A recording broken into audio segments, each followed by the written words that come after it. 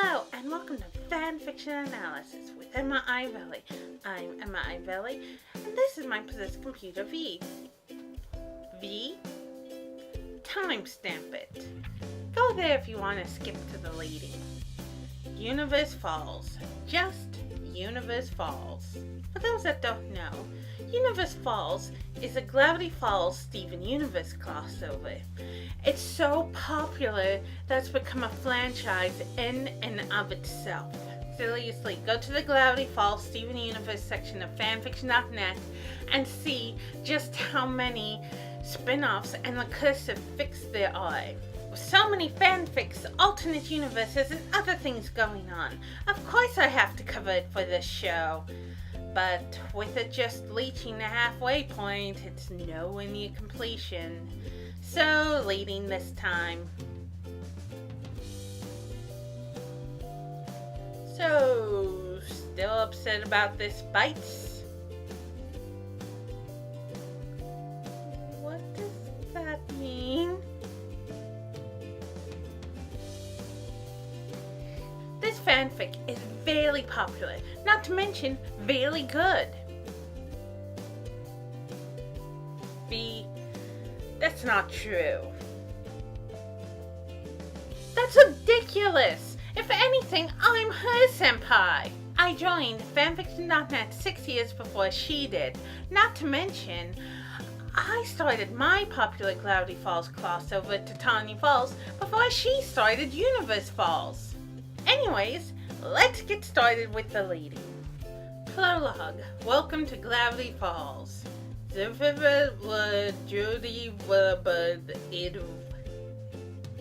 1843. The Crystal Gems had always loyally followed their respected leader anywhere she led without question. They had followed her into battle against their former homeworld. They had followed her into the unknown after the war. In her resolve to eternally protect the earth from harm, they had followed her on all their countless treks across the planet over the past several centuries. Which was why it wasn't such a ceremonious event when they found themselves wandering the thick forests of a territory that the humans had recently dubbed Oregon. Even though it had been midday when the gems had entered the woods, the towering canopy of lush pine trees shielded a great deal of light from the forest floor. The path that they were taking was a relatively new one, as told from its rugged borders and footprints and wagon tracks that told of recent travel upon it and seemed to be what they were following. A rather unsettling breeze wafted through the light needles of the tree, whistling in tune with the chirping of the birds and the buzzing of the insects. Aside from the sparse natural lighting, an array of summer fireflies also danced loftily through the trees, giving the forest both an enchanting yet undoubtedly mysterious vibe. The sudden hooting of an owl perched upon a nearby branch was what caught Pearl's attention specifically, as she kept close behind Lowe's, never straying too far from her beloved liege as usual. Garnet and Amethyst marched single file behind her, the former keeping up a firm, resolute pace, and the latter meandering about in wide-eyed curiosity.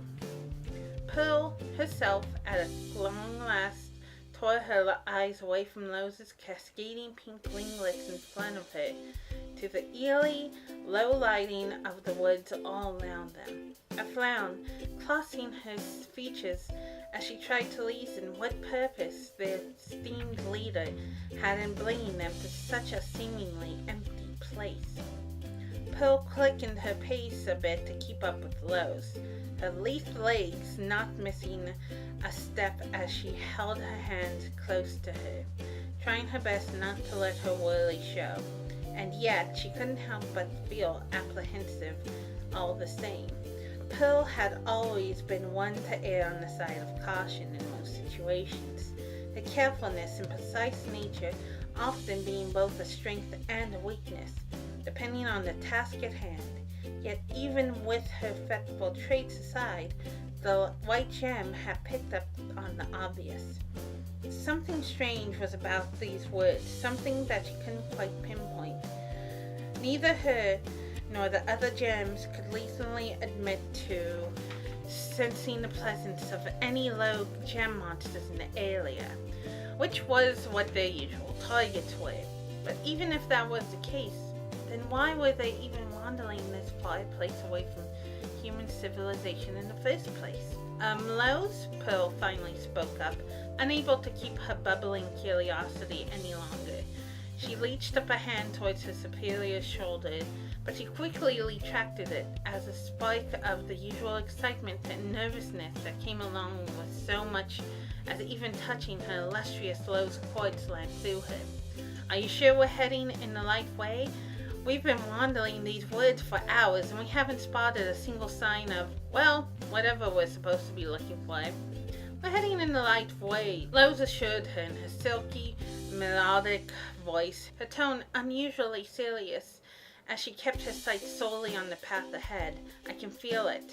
Pearl raised a confused eyebrow this time, but before she could press on what Lowe's meant, Garnet used what few words she spoke and ventured the question instead.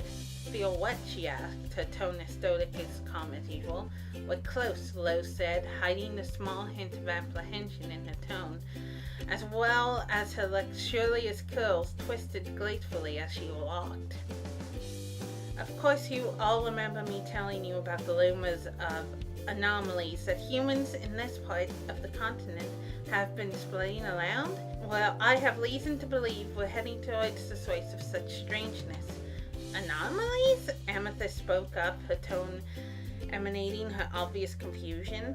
The youngest and smallest gem of the bunch, Amethyst had no qualms about letting her curiosity be known, especially when it came to human-related affairs.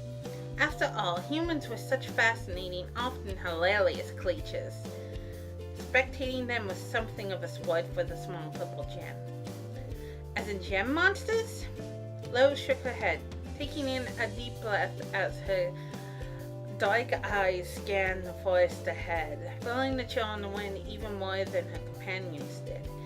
She was admittedly more sensible about such things than other gems. She always had been. She could feel that there was an imbalance of energy all around them, in the air, in the ground, in the very flora and fauna that surrounded them. And, under her sworn duty to protect the earth, she was determined to find out what was causing it. No, she said solemnly, not turning her face to her fellow gems. As she spoke, however, Garnet found her attention briefly diverted away from her leader.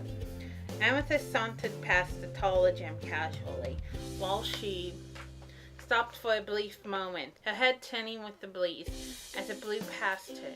The rustling of leaves precluded her attention, though she almost summoned her gauntlets. She refrained from doing so, unless Lowe's called for action.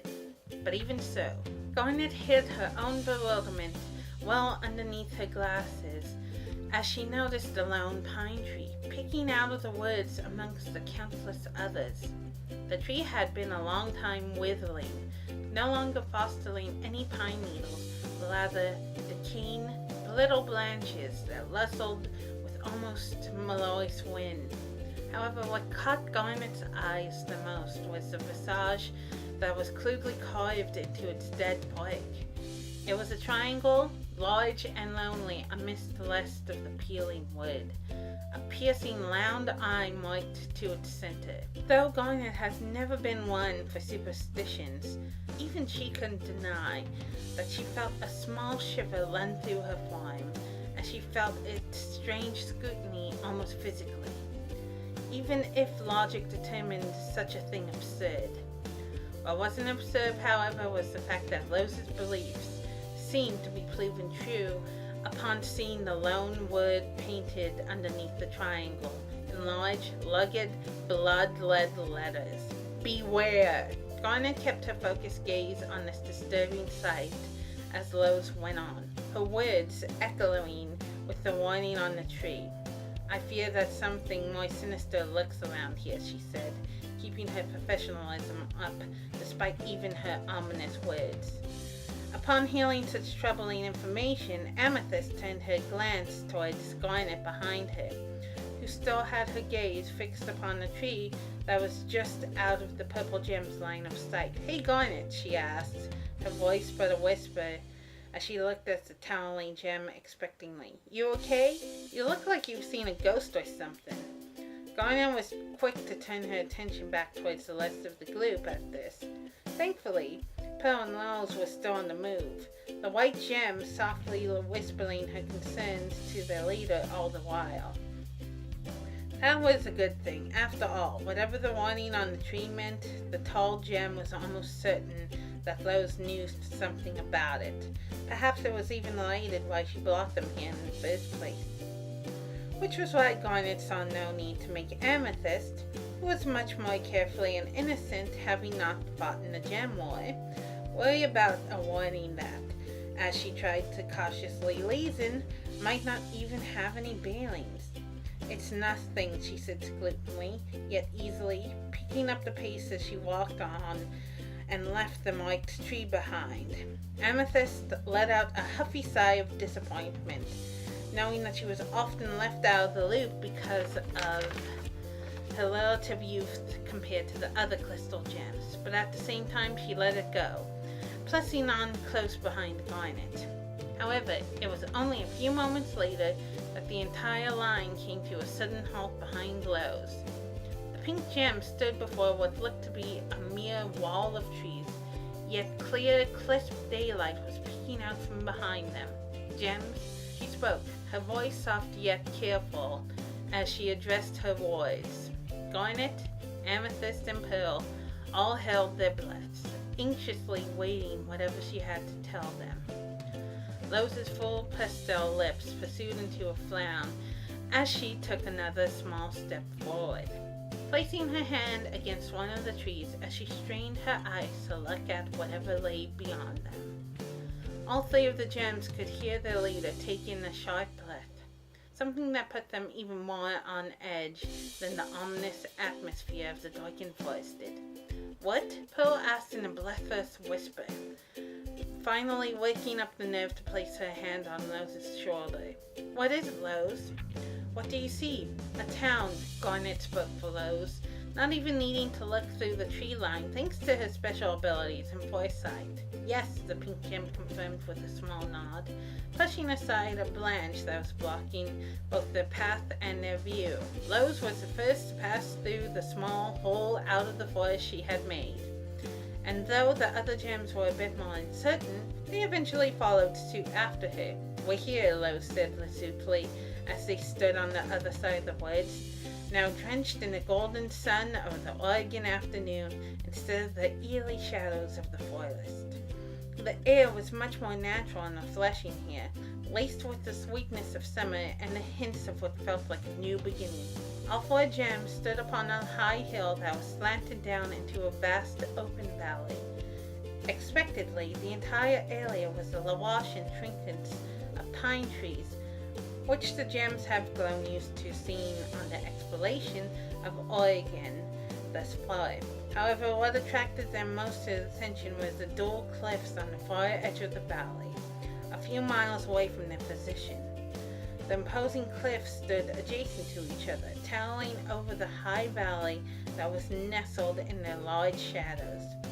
Both cliffs oddly looked as though they had been cleaved straight through the middle, giving them cliff tops the illusion that they were floating to the point that one would wonder how they had not crumbled apart.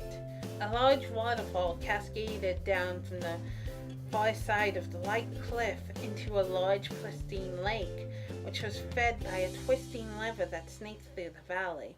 Within the valley were a few sparse, primitive, relatively new human dwellings, showing that civilization was present here, even if it was clearly in its infancy. "Whoa," Amethyst whispered, her eyes wide as she clung to the skirt of Rose's gown and peered out at the valley with wide, excited eyes. "This place is huge!"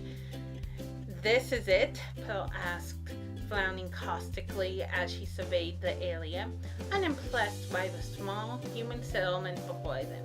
But there's hardly anything here, so it would appear, Rose mused, though unlike Amethyst and Pearl, both her and Garnet refused to believe there was nothing in this largely untamed valley. But there's so much more to this place, thought Pink Gem's determination to discover more that prompted her onwards, heading down into the valley. Whatever the secrets awaited them there, I can feel it. And so it was that the crystal gems followed their leader once more, even into the unknown frontier, none of them able to guess it ultimately become the place that they would come to call home. And of course, all four of them embraced themselves for whatever might come, just as always did before embarking on a new mission. As they passed under the brand new sign that gave all travelers a simple greeting as they entered, the gems included, "Welcome to Gravity Falls." That was the prologue. I would have included more, but I'm still working out the kinks when it comes to the timing. Now, my thoughts on the story itself.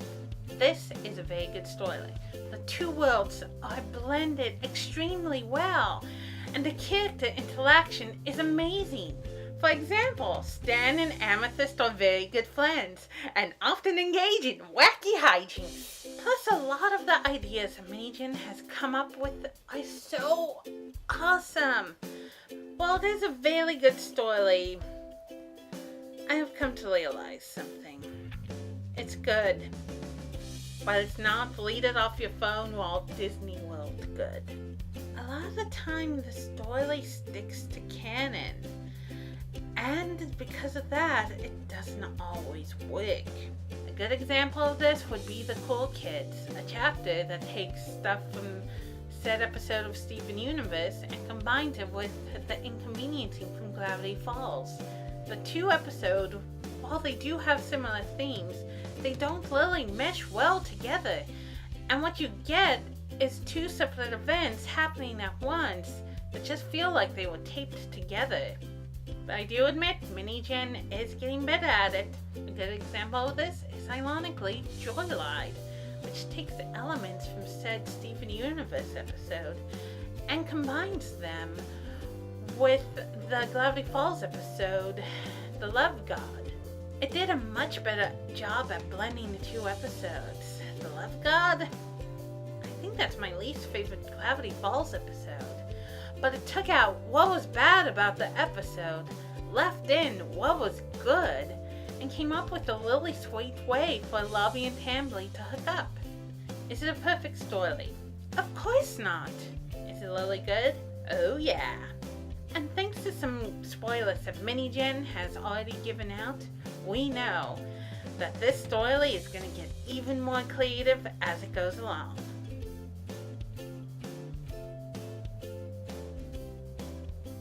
Fine, okay, I admit it. I do kind of want to do collaboration with her. It's not because the story is so popular it's so good, but it's because we're complete opposites when it comes to writing fanfics. Okay, for example, me, I like stories where it's fun and adventure, with angst being used when necessary, or I'm in a bad place. While his is, she uses the Don Bluth method, putting the characters through the ringer, but everything will be okay as long as there's a happy ending. She's not an anime fan, while me, and also most of my Gravity Falls crossovers are anime crossovers. And surprisingly, of all things, the episode Carpet Diem. She hates the episode and refuses to write about it, but me? I'm just neutral towards the episode. But creatively, that's like the one episode I was able to create the most ideas from. It's probably never gonna happen, but it would be interesting to see us collaborate on a crossover between Universe Falls and, say, Titania Falls, Gravity's Moon, or even the Six-Fingered Pilot. Yeah, but I have so many ideas for the story that crossover would work. Anyways, back to the main point.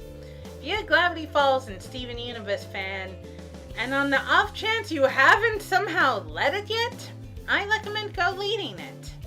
Just be aware that it gets more creative as it goes along. Well, that's it for today's episode. Later!